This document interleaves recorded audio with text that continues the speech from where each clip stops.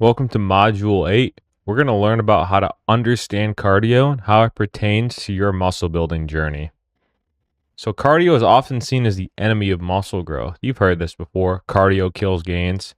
But when done right, it can actually enhance your hypertrophy journey. This module will clear up common misconceptions and show you how to strategically incorporate this cardio to support both your muscle gain and your fat loss journey. So you'll learn how to balance cardio with your training and recovery to maximize your results and maintain your long-term progress, not hurt it. So let's get started. So how do we approach cardio during a surplus? Why would you include cardio while you're bulking? So occasional cardio sessions help enhance your metabolic conditioning for better training endurance. This translates to your more challenging compound exercises like your squats, your rows, deadlifts, anything more intense than a specific isolation movement. It also slightly improves nutrient partitioning. More calories will go to muscle, slightly less calories will go to fat. And as natural lifters, we'll take any tool that we possibly can, so long as it doesn't interfere with our health or recovery. And speaking of recovery, it aids with it by boosting blood flow and clearing out excess waste. Supports fat regulation and insulin sensitivity. So you pair all of that together, that slight increase, and all it takes is an additional 24 minutes a week at least, and you've got yourself a whole ton of benefits just from some additional cardio. So frequency, again, 2 to 3 sessions per week is an upper limit. If you're going to do the lower intensity cardio, like incline walking on a treadmill, I would recommend anywhere between 40 to 60 minutes for those sessions. That'll provide sufficient calorie burning while slightly helping with your cardiovascular and respiratory health. If you're going to do the higher intensity interval training, you really only need 1 to 2 sessions, 8 to 20 minutes at most. And then again, I would combine the two, right? So if you're going to do 2 high intensity, I would do 1 low. If you're going to do 1 high intensity, I would do 2 low or 1 and 1, whatever works best for you. But I would recommend mixing in a little bit of both, and just for recovery's sake as well, and to get the cardiovascular benefits and respiratory benefits if you're going to do the higher intensity. So I guess to sum it up, higher intensity, you're not going to burn as many calories because you're not going to be doing it for as long as the low intensity, but it will help more with your respiratory health and your cardiovascular health because you'll be pushing yourself more than low intensity you could do for hours at a time, right? So that's why I recommend a little bit of both. And space your cardio 8 hours apart from your lifting or on your rest days. So if you're someone that likes to do your cardio before your training, I would recommend spacing it 8 hours apart, or you could do it directly after if you're strapped for time and you don't want to interfere with your recovery. And avoid cardio targeting recently trained muscles. So if you just did a really intense leg day, I wouldn't go for a 5-mile run right after, right? And if you just did a back day, I wouldn't use the rowing machine, And adjust volume and intensity if your recovery suffers. So cardio variance, you can customize all these factors based on your body type. So if you're a hard gainer and you're just somebody that doesn't like to eat as much and already has a hard time meeting their surplus calories, do a little bit less than somebody that would obviously like to eat more and can potentially be susceptible to gaining more fat. Those people could do a lot more cardio, but again, within reason. You don't want to interfere with your recovery. Activity level and your appetite impact. So like, let's say you already work a physical job, your construction, or you train mixed martial arts or any kind of, do any kind of sport. You're not going to need as much extracurricular cardio outside of what you're doing. I'll give you a sample week of frequency though. So let's say on Monday you lift, you can go for a 30-minute walk after. And then Tuesday, you're not lifting in the gym, but you're still doing your cardio. Wednesday is a complete off day, maybe a little bit of light cardio, but nothing to the sort of, like a complete session, right? And then Thursday you lift and then do another low intensity movement like incline treadmill. Friday, you're just lifting. You've already done enough cardio. And then Saturday, another low intensity cardio session. And Sunday, you're doing optionally another high intensity movement for 8 to 20 minutes, and or you're just resting altogether, getting ready for the next week.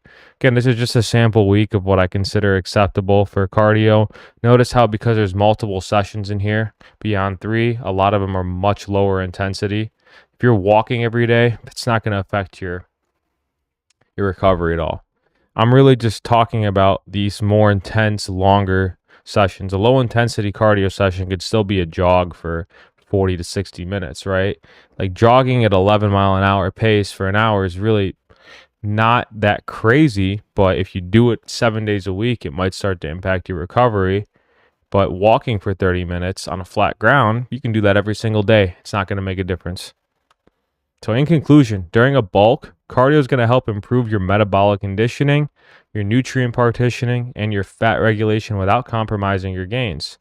Incorporating 2 to 3 cardio sessions per week while mixing shorter high intensity intervals with low intensity steady state sessions can help boost your endurance and recovery while supporting your leaner physique.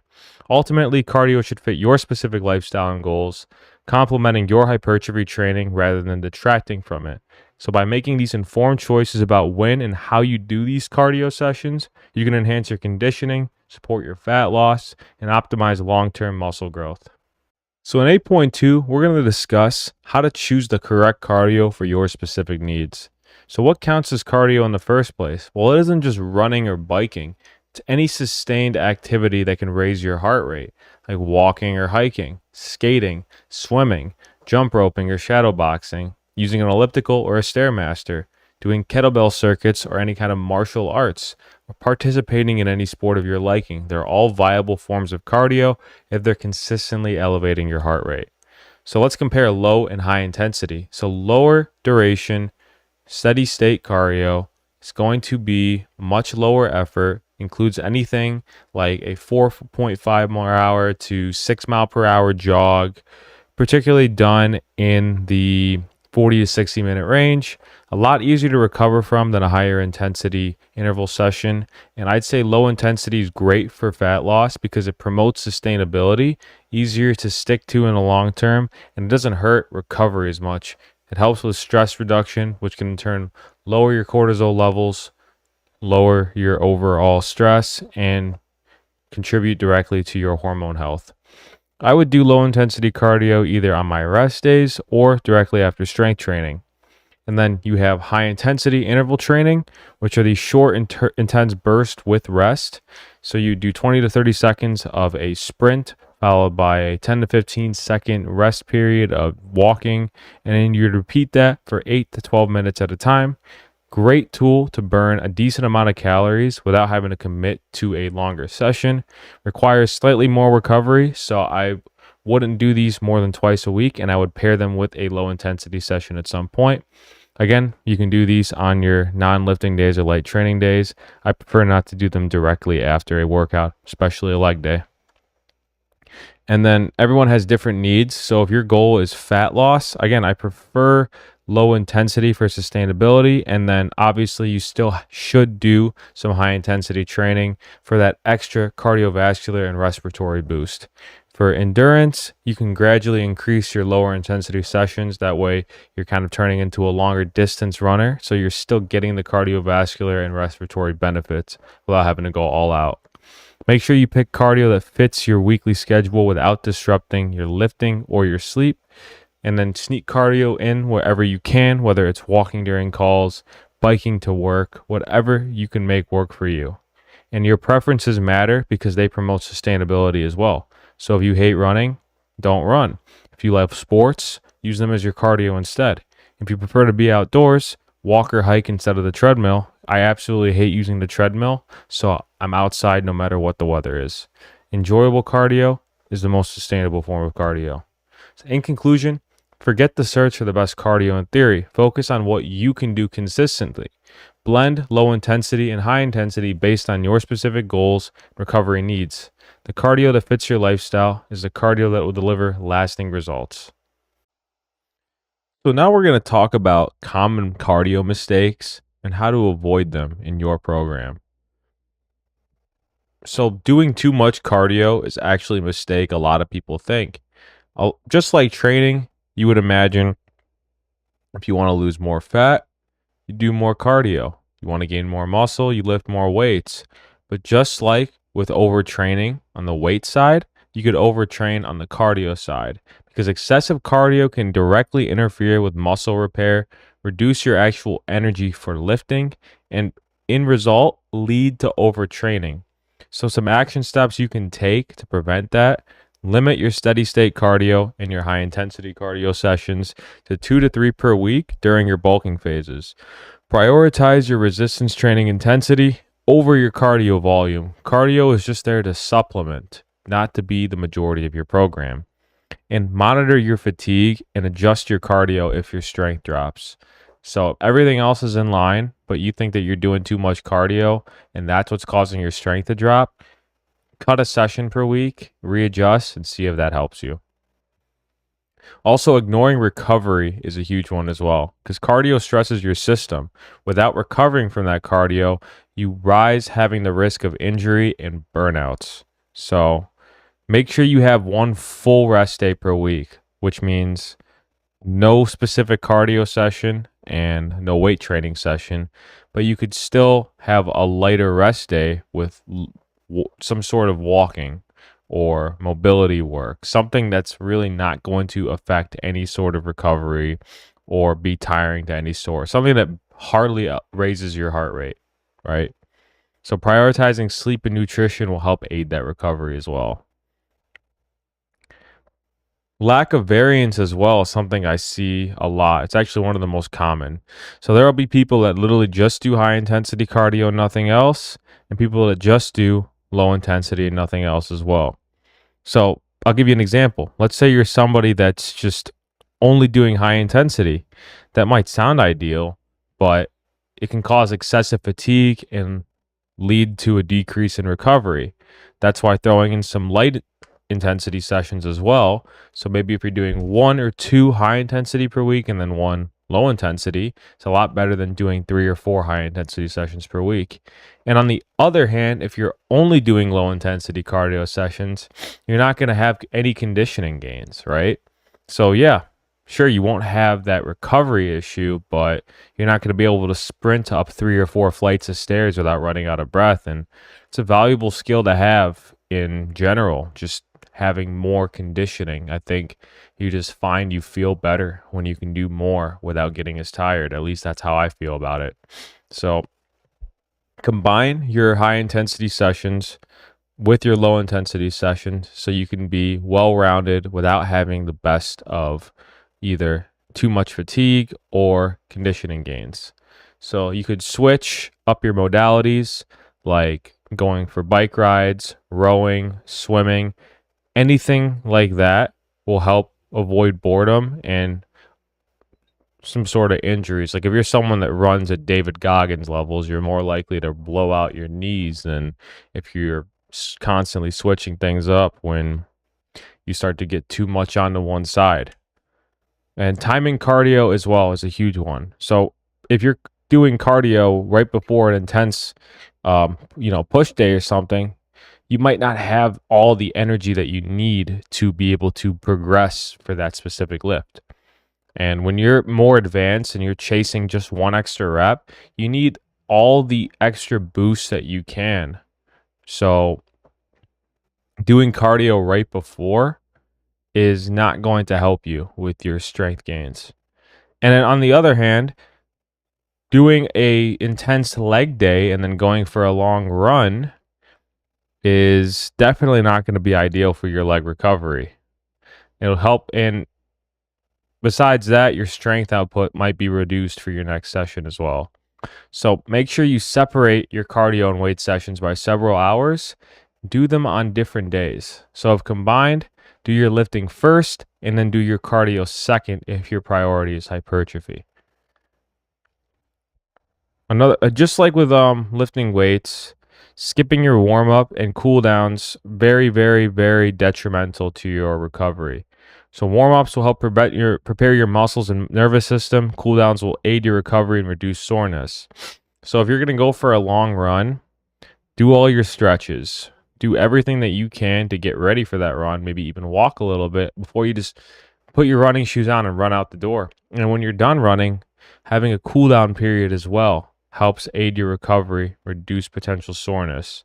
So that's why it's important to mix high and low intensity sessions together. Spend 5 to 10 minutes warming up dynamically before cardio, doing some leg swings, some light jogging and walking before you get into the real meat of your sessions.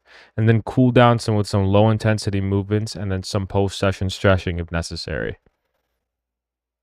And again, as you do specific kinds of cardio, your nutrition needs tend to change over time. Without fueling and refueling, cardio could lead to muscle breakdown and energy depletion.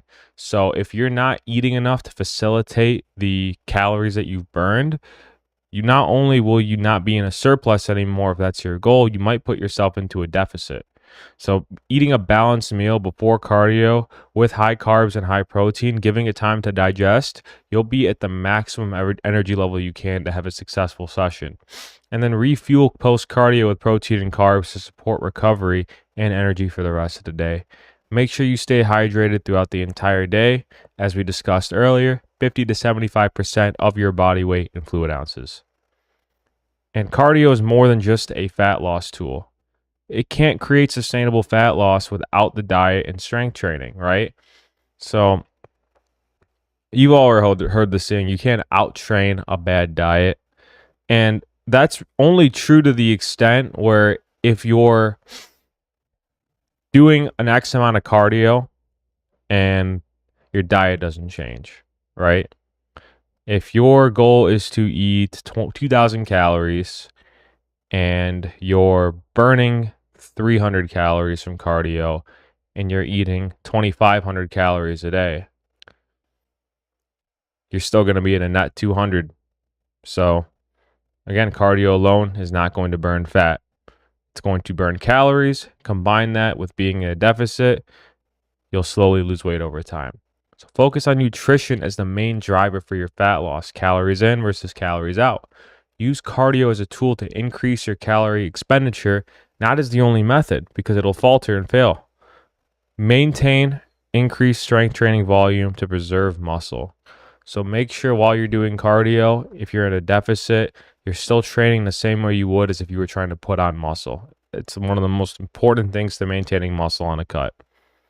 And then obviously overlooking individual preferences is a detriment because it causes people to burn out and lose interest in cardio. Because you're obviously less likely to stick with cardio you don't like doing, right? If all you could do is run outside and it's always raining, you're not going to run. So find a cardio that works for you with your schedule and you'll be able to stick to it. Experiment with different types of cardio, whether it's running, cycling, swimming, sports, anything in between. Make sure you're choosing enjoyable activities that fit your schedule and your environment. Keep that variety so you stay motivated long term. This should not be a couple year plan. This should be for the rest of your life. That's what this is all about.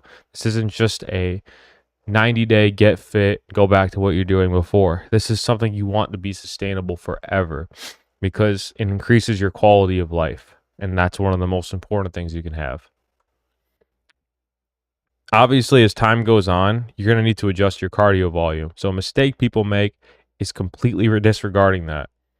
It can lead to plateaus or excess fatigue if you're not increasing or decreasing as time goes on. So you could increase cardio volume slightly during cutting phase, slightly reduce during bulking. That way you're not having an issue with your nutrition. You're not having an issue with consistency. You're not consistently going to plateau. And monitor how cardio impacts your energy and strength and adjust accordingly. Use a heart rate or perceived exertion to guide intensity changes. So obviously, take 220, subtract your age. That's your max heart rate. Heart rate monitor. You want to stay 80% of that zone. If it gets too high, lower the intensity. If you don't get that high, up the intensity. Another mistake people make is completely neglecting hydration and electrolytes because people forget as you sweat during cardio session, you're depleting your body of fluids and electrolytes, which can affect your performance and recovery if they're not replenished. So some action steps you can be taking are to drink water before, during, and after cardio sessions. Consider electrolyte supplements if you're sweating heavily or training in heat because you'll be burning more electrolytes. Make sure that they have sodium, potassium, magnesium, and calcium in highly absorbable forms to support balance in your diet. All right, so now we're going to cover tools that can enhance your cardio sessions. So, having the correct footwear is actually really important and something that's vitally underlooked because cushion running shoes that support arches and absorb impact will help you run for a longer distance, maintain cover, and help reduce the risk of injury. If you're someone that likes to do high intensity and certain agility workouts, having some sort of cross trainers or minimalist shoes for lateral stability and ground feel might help for your specific needs. If you're doing walking or low impact, lightweight shoes with solid heel and toe support, great for going for jogs. And this might take a while to get to that point, but replace shoes every 300 to 500 miles or when the soles wear out unevenly to prevent injury, because that is something that can happen as you're running for a long time and putting miles on your shoes. If they wear unevenly, you're not going to have that support that you need to maintain the correct posture, maintain the correct balance, which could lead to imbalances and injury. Obviously, you want to bring water along on your cardio sessions, especially the more high intensity ones. So make sure you're drinking 8 to 16 ounces right before the session. Sip water throughout the sessions if you're going to be gone for more than a half hour. And then you could use electrolyte powders or tablets post-workout. Look for anything that with sodium, potassium, magnesium. Make sure there's no added sugar. Stay ahead of dehydration so you're avoiding cramps, fatigue, and dizziness, which can be a detriment to making progress in your cardio sessions. Tracking, again, I'll always stress how important tracking is. What is it monitored? Is it managed? I've been using Nike Run Club right now to monitor my runs, and it's been great. A lot of different apps you can use. For general tracking, Apple Health, Google Fit. This will help track your steps, your distance, your heart rate, and your sleep quality afterwards and how it pertains to your cardio. There are plenty of GPS systems made specifically for running, like Strava, Map My Run, and Runkeeper. These will help with your route mapping and your pace. Advanced monitoring, getting some sort of advanced watch beyond the Apple and Google ones like Whoop, Garmin, Polar, specifically for fitness, right? And then habit trackers, so you can track your streaks, hold yourself accountable. Make sure that you're not missing any of your sessions. There are some tools you could also wear that'll help you, and some tools that'll help with your recovery. Heart rate monitor is great. You want to stay in the correct zone depending on what cardio you're doing, and that'll give you the best overall session. Smartwatches will help track time, calories, heart rate, your pace, anything in between.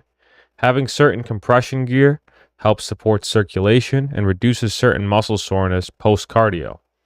Having foam rollers and massage guns will help aid muscle relaxation and help slightly speed up recovery. You could also create custom playlists or podcasts to reduce boredom and improve your focus and your motivation as well. Join online challenges or virtual races for accountability and community support. People do better in a group setting. So run clubs, whatever you could do, virtual clubs if there aren't any near you. Track your progress using charts, journals, or apps. See your improvements over time, and it'll help you stay inspired. In conclusion, you don't need every gadget, but the right setup removes friction and improves enjoyment. So from proper footwear to hydration and tracking apps and recovery tools, these aids help you stay consistent and perform better, just like your nutrition and lifting. Choose what fits your needs and budget. Commit to optimizing your cardio for those long-term results. So what's next? In Module 9, we'll learn how to unlock the most effective science-backed exercises for hypertrophy. We'll learn how to select the right movements for each major muscle group. We'll master proper exercise execution, maximize muscle activation, minimize injury. We'll understand how to program your training for consistent, intelligent progress. We'll discover how to avoid junk volume, focus on quality over quantity. And this is suitable for any training environment, home or gym setups. This is designed for lifters who want to get more muscle growth from every rep, not just show up just because. Catch you guys on the next one.